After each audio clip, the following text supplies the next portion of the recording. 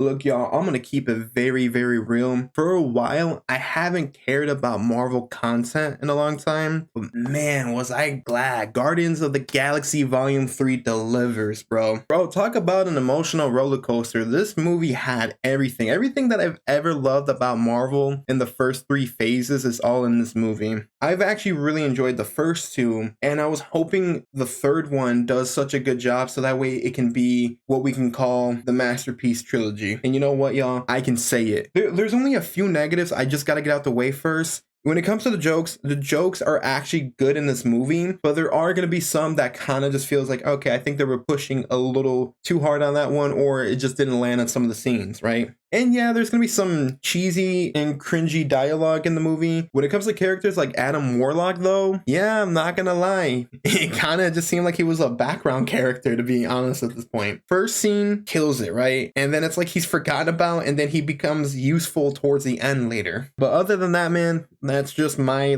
critiques that I had for this movie. Yeah, there's gonna be some nitpicks throughout the movie, but overall, this is just a banger of a movie. It had amazing action-packed sequences, it had some good humor, and it had some really good, dark, serious moments that actually made me tear up. And I can't even think the last time I teared up. I think it might have been Avengers Endgame with the whole Tony Stark scene. The emotions, they hit when I'm telling you, they hit for real. And you know the cool thing about this movie? All the Guardians got a chance to shine. They had their moment to shine throughout this movie. And most importantly, my boy Rocket Raccoon. Bro, this man's the star of the show, and his backstory, bro. I was actually quite surprised with the direction they took with this one. His backstory had me in tears. There's going to be multiple flashbacks throughout the movie, and it fits in perfect time. The first scene was such a surprise for me, how it starts off. It actually kind of scared me for a little bit because I wasn't expecting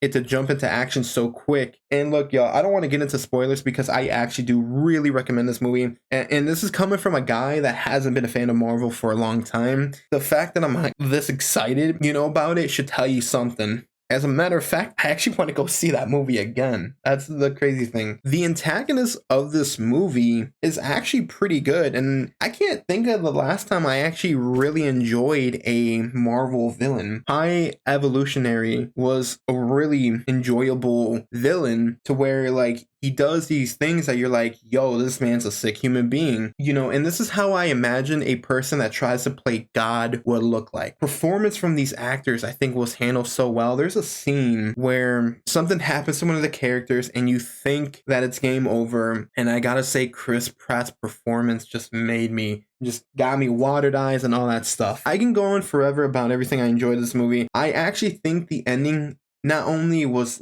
sad, but the most happy, satisfying, joyful ending. If there was to be no other movie after this would be all right with me. When it comes to Guardians of the Galaxy, of course. But I mean, obviously, I know these characters are going to return one way or another, but overall, I think for a trilogy, this is a great way to end it. And yeah, y'all, this is definitely a slapper, so highly recommend it. Guardians of the Galaxy Volume 3, if you were to ask what would I rate this, I definitely got to give this a 9.5 out of 10 for sure. Slaps hard. If y'all seen the movie, y'all let me know what you think, and I'm gonna catch you guys next time. Peace out, y'all.